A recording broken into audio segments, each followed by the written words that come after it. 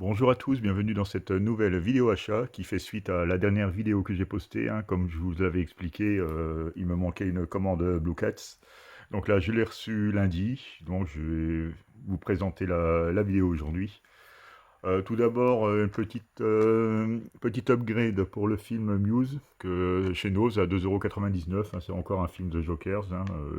La dernière vidéo parlait de ce fameux arrivage chez Nose. Donc j'avais déjà le DVD, donc du coup là je l'ai upgradé en Blu-ray avec une sérigraphie différente, hein. Ça fait une belle petite édition du coup. Un film de Jaume Balaguerro, hein, qui est plutôt bon réalisateur, mais bon celui-là c'est pas son meilleur, hein, mais ma foi en Blu-ray c'est toujours plus sympathique à avoir et ça prend un peu moins de place dans la collection. Donc, voilà, maintenant je vais passer aux 10 titres que j'ai commandés chez Blue Cats. Le premier, c'est Les Flingueuses, avec Sandra Bullock et je ne sais plus comment elle s'appelle, l'autre, Mélanie McCarthy, je crois, ou Melissa McCarthy. Melissa McCarthy, voilà. Donc apparemment, qui est une humoriste américaine assez réputée là-bas. Personnellement, je pense l'avoir vue quelques fois, mais sans plus, elle me dit pas plus que ça, quoi, en fait. Donc là, il précise que c'est une version non censurée, en sachant que le film est tout public. Alors je ne sais pas ce qu'il peut y avoir de choquant dans ce film.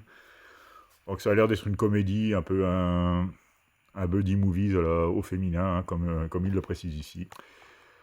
Donc Sarah Ashburn, jouée par Sandra Bullock, est agent du FBI très douée mais particulièrement arrogante. Shannon Mullins, jouée par Melissa McCarthy, est agent de police aux méthodes très personnelles et au langage fleuri. Elles n'ont rien en commun, mais vont devoir travailler ensemble pour arrêter un baron de la drogue ultra-violent. À cette mission périlleuse s'ajoute un autre combat, ne pas s'entretuer. Donc c'est vraiment sous le signe de la comédie apparemment. Ouais, il me dit vaguement quelque chose ce film, hein, mais je pense pas l'avoir vu. Ensuite, deuxième film. Un film avec Kevin Costner. Bon, ça fait pas partie de ses meilleurs, hein, je suppose, hein, parce que le film, j'en ai jamais entendu parler. Alors c'est Three Day to Kill, Tuer ou Mourir, hein, sous-titré en français. Donc au niveau du pitch, condamné par une maladie incurable, l'agent secret Ethan Rainer, donc joué par Kevin Costner je suppose, décide de renoncer à sa vie trépidante pour se rapprocher enfin de sa femme et de sa fille Zoé. Mais alors qu'il tente de s'intégrer au sein de sa famille, une ultime mission lui est proposée en échange d'un précieux médicament capable de le guérir. 3 jours qui ne s'annoncent pas de tout repos. Voilà pour Three Day to Kill. C'est un film de, je ne sais même pas qui c'est qui l'a réalisé. Bah, je découvre quasiment en même temps que vous, hein, donc bon, bien sûr, ça va être illisible. Ryan Cana... oh là là, non, j'arrive même pas à lire tellement que c'est... Vous savez, c'est les genres d'écriture complètement illisibles. On se demande même pourquoi ils font ça. Donc voilà pour le film Three Day to Kill. Ensuite, des films beaucoup plus connus. Sicario, j'en ai jamais vu aucun, même si j'en ai entendu beaucoup de bien. Donc c'est film du réalisateur de Prisoners. Donc ce n'est pas n'importe qui, hein, avec Emily Blunt, Benicio del Toro et Josh Brolin, donc une belle brochette d'acteurs. Donc c'est Denis Villeneuve, hein, bien sûr, le réalisateur, hein, j'avais un petit trou. Donc là, on part sur du cartel, hein, de la drogue, hein, ça fait penser un peu... Bah moi, les seules références que j'ai, c'est la série Breaking Bad dans ce genre-là. Bon, après, à part les gros classiques, bien sûr, comme Le Parrain, etc. Enquête, une jeune recrue idéaliste du FBI est enrôlée pour aider un groupe d'intervention d'élite, dirigé par un agent du gouvernement dans la lutte contre le trafic de drogue entre les États-Unis et le Mexique. Menée par un consultant énigmatique, l'équipe se lance dans un périple clandestin. Voilà pour Sicario. Bon, je vous rappelle, hein, le principe, hein, c'est 10 Blu-ray pour 50 euros. Si vous êtes fidèle client, vous avez un plus un petit bonus fidélité. Mais moi, du coup, je les touche à 4,70 € pièces au lieu de 5 euros. Donc c'est toujours 6% en moins sur mes commandes, quoi. Et bien sûr, livraison gratuite.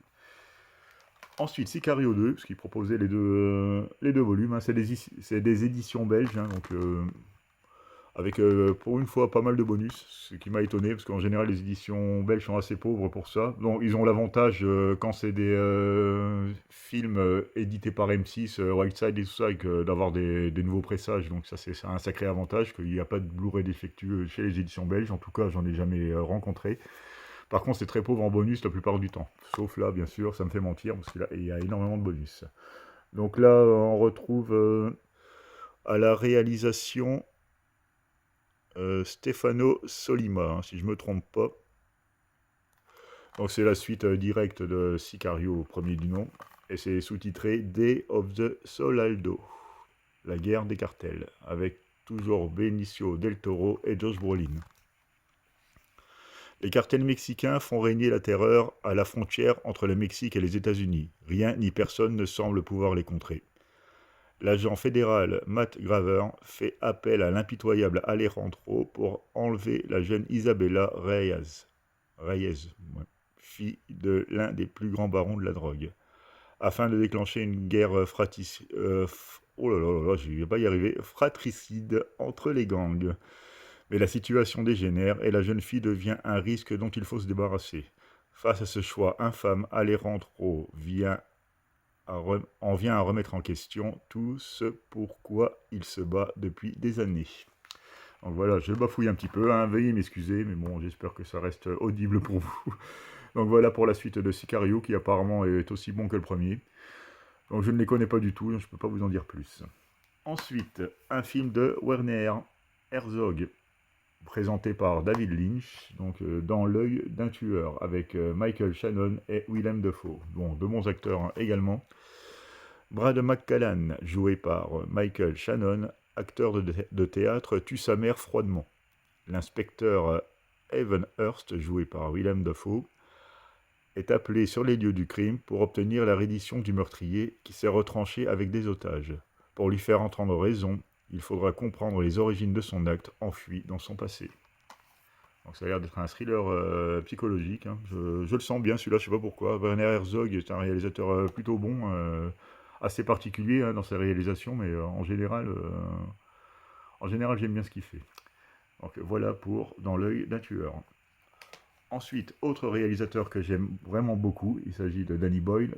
Je le retrouve donc dans le film Trans, que je ne connaissais pas du tout, avec James McAvoy, acteur que j'adore, Vincent Cassel et Rosario Dawson.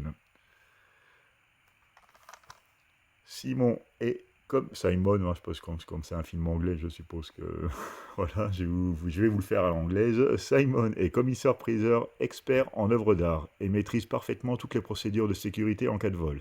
Cela fait de lui un complice idéal pour Frank, cambrioleur professionnel avec lequel il va dérober un tableau d'une valeur de 25 millions de livres. Seulement, dans le feu de l'action, Simon est assommé et perd connaissance. À son réveil, deux choses ont disparu, le tableau et sa mémoire. Face à l'amnésie de son complice, Frank n'a plus qu'une solution, l'hypnose.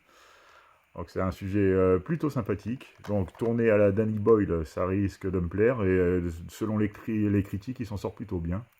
Donc comme d'habitude, dites-moi en commentaire si vous avez vu ce film. Mais moi je le sens vraiment bien celui-là.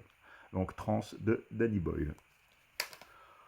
Ensuite, toujours dans la série 10 pour 50, Rempart avec Woody Harrelson, Ben Foster, il y a énormément de... je sélectionne parce qu'il y a énormément d'acteurs en fait. Robin Wright, Sigourney Weaver, Ice Cube, Steve Buscemi. Et c'est un film de Oren Moverman. Ça par contre je ne connais pas le réalisateur. Donc une belle brochette d'acteurs. Bon, on sait très bien que ça ne veut pas forcément être signe de qualité, mais bon, faut voir. Hein. L'officier Dave Brown applique son propre code de la morale afin de faire régner l'ordre dans le district de Rempart. Lorsqu'il est épinglé par la presse, alors qu'il moleste un suspect, il devient un embarras pour le service. Malgré les efforts de l'assistante du procureur pour étouffer l'affaire, Dave est convaincu d'être victime d'un complot et s'obstine dans son comportement. Il doit trouver beaucoup d'argent très vite pour s'offrir les services d'un bon avocat et s'en sortir, mais les affaires internes sont déjà sur sa trace.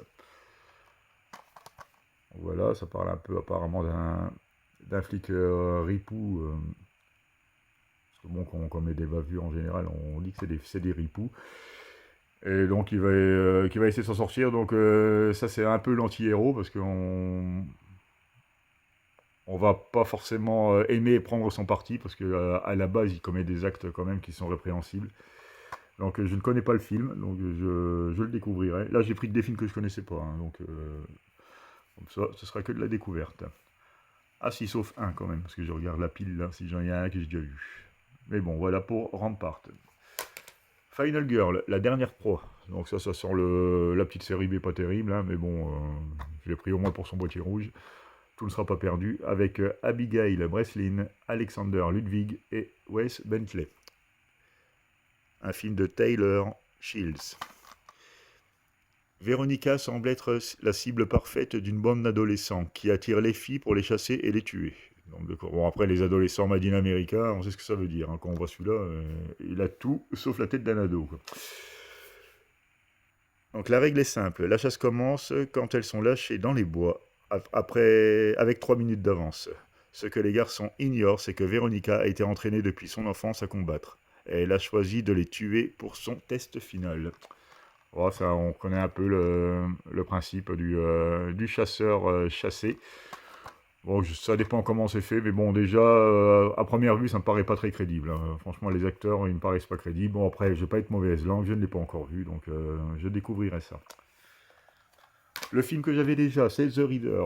Bon, parfait exemple des films que je vous parlais, qui sont édités par M6, donc celui-là est potentiellement défectueux en plus. Donc le disque apparemment a l'air, là c'est le disque original, même s'il commence un peu à jaunir en son centre, donc ça c'est jamais bon. J'avais donc la version collector, avec 2 disques, et je me suis repris donc la collection Prestige, éditeur belge, donc avec un disque nickel. Quoi. Donc comme j'ai plutôt bien aimé le film, avec Kate Winslet et Ralph Fiennes notamment, bah, j'ai préféré assurer le coup et je l'ai eu à 4,70 €. Alors je me suis dit, je garde quand même les autres éditions, on sait jamais. Mais bon, au moins là, j'ai assuré le coup, comme on dit.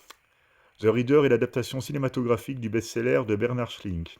Une histoire d'amour entre un jeune étudiant et une femme plus âgée sur un fond de crime nazi. En Allemagne, peu après la Deuxième Guerre mondiale, Michael, un adolescent de 15 ans, entame une relation intense et passionnée avec Anna, une femme plus âgée. Leur relation s'intensifie lorsqu'ils se découvrent une passion commune pour les livres. Chaque soir, Michael fait la lecture à Anna de grands ouvrages littéraires. Malgré les liens qui les unissent, Anna disparaît un jour sans crier gare. Les années passent et Michael, devenu étudiant en droit, assiste à un procès l'impliquant de criminels de guerre. Donc voilà.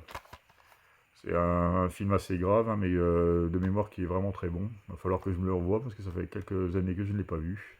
Donc voilà pour The Reader, un film de... Là, je vais peut-être vous dire le réalisateur quand même, si je le trouve. Non, mais là, ça va pas être possible. J'ai regardé sur l'ancienne jaquette par le réalisateur de Billy Elliot et The Hours. Ça m'en dit pas plus. Pom pom pom pom. Donc bah tant pis quoi, vous rechercherez. Voilà, The Reader. Ensuite, petit upgrade, voilà, film que j'avais déjà vu aussi du coup, hein, je vous ai menti. Donc j'avais le DVD Dolan Cadillac, une adaptation de Stephen King. Là c'est le DVD que j'avais, bah, là je me rends compte que c'était le même éditeur. Donc là je l'ai upgradé en Blu-ray, c'est toujours plus sympa de les avoir, hein, pour les mêmes raisons que précédemment. Bon, la qualité bien sûr est meilleure, puis ça prend moins de place dans la collection. Donc Dolan Cadillac, avec Christian Slater. Et pour finir, un petit collector, bah, celui-là je l'ai pris à part, hein, je l'ai pris chez Amazon pour 25 € à peu près. Il s'agit du Géant de Fer, un film d'animation. Pour tout vous dire, c'est Alex de La Fuite en vidéo qui me l'a vendu, hein, parce qu'il n'est pas très particulièrement fan des films d'animation, mais celui-là apparemment il l'a trouvé très bon. Alors moi comme je suis assez influençable, et puis finalement on a quand même, j'ai quand même pas mal de goût en commun avec lui, donc je me suis dit si ça lui plaît, pourquoi pas à moi. Donc là il s'agit de la collection DVD plus Blu-ray. Voilà. Et donc c'est un film qui a l'air d'être... Oups là, pardon, là, la caméra qui... Voilà, ça c'était pour les effets spéciaux. Donc c'est un film qui a l'air assez poétique. Hein. Il a été lauréat de 9 Annie Awards, remasterisé et enrichi de 2 scènes inédites coupées à la sortie originale du film. Le Géant de Fer raconte l'amitié inattendue entre un robot extraterrestre, avec la voix de Vin Diesel en version originale, et Agarth, un jeune garçon têtu. Une maman dépassée, la voix de Jennifer Aniston, un agent du gouvernement paranoïaque et un sympathique beatnik complètement complète oula, le tableau pour transformer le géant de fer de Brad Bird en aventure extraordinaire. Donc je ne connais pas du tout. Bon, je découvrirai ça. Bon, la collection collector, donc je ne l'ai pas ouverte entièrement, hein, j'ai juste vérifié ça des disques. Ça c'est un toc que j'ai. Donc là, on a une petite enveloppe hein, contenant, je suppose, des petites cartes du film. Donc voilà, c'est du cartonné, hein, donc au niveau de la qualité, c'est pas très brillant, c'est à peine brillant, un peu légèrement mat, on va dire, et cartonné. Donc là, on retrouve le fameux robot, avec là apparemment ce qui est l'affiche originale. Bah, différentes affiches apparemment hein, pour promouvoir le film. Voilà, plutôt sympathique. Et également un petit bonus. Il s'agit de la figurine hein, du personnage principal. Voilà, rangé dans une petite boîte. Donc voilà, il s'agit d'une figurine en plastique avec les jambes et les bras qui bougent. Hein. Je ne l'ai pas déballé parce que franchement, je ne vais pas l'exposer. Avec son petit socle. Quoi. Donc voilà, j'ai vu qu'il était sur eBay à 150 euros. J'ai vu qu'il était en général au-dessus de 40 euros. Et là, sur Amazon, il est actuellement à 25 euros. Donc je me suis dit, allez, pourquoi pas, une édition collector à ce prix-là, je prends. Donc je découvrirai ce film. Puis dites-moi toujours en commentaire hein, si vous l'avez vu et si vous êtes plutôt attiré par les films d'animation. Voilà, c'est la fin de cette vidéo. Je vous remercie de m'avoir regardé et à bientôt pour une nouvelle vidéo.